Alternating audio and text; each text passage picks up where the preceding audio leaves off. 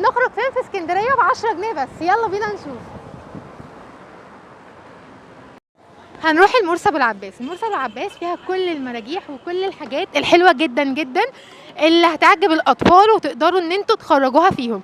بجد يعني خروجه مش هتكلفكم اي حاجه غير هي 10 جنيه بس. اي لعبه موجوده في المكان يا جماعه بتبقى ب5 جنيه. انتوا متخيلين؟ عارفين يعني ايه تلعبوا اي لعبه في المكان ب5 جنيه بس؟ يعني تقدروا ان انتوا تجيبوا اولادكم وتفسحوهم وتركبوهم مرجحتين وتدفعوا 10 جنيه بس.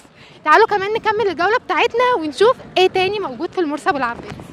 بصوا المراجيح تحفة جدا جدا جدا. في كل المراجيح، من كل مرجيحة في مرجحتين وثلاثة واربعة، ودي حاجة حلوة جدا وحاجة هتعجب الاطفال قوي، وممكن ان هم كمان يشبطوا في اكتر من لعبة، ودي حاجة ما تزعلكم.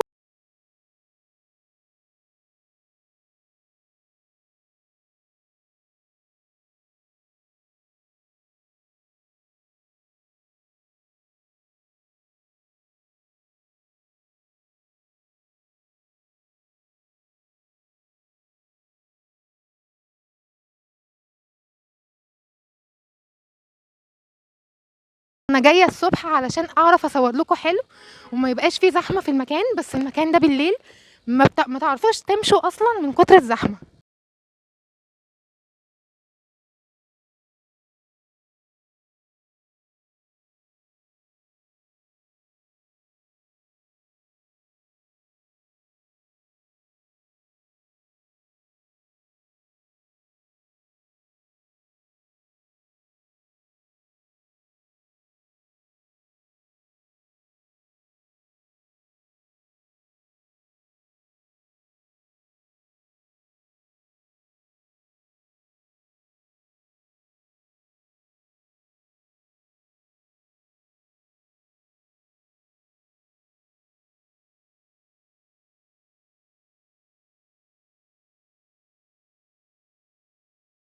المكان وعن اللعب اللي موجوده، وبجد مكان حلو جدا.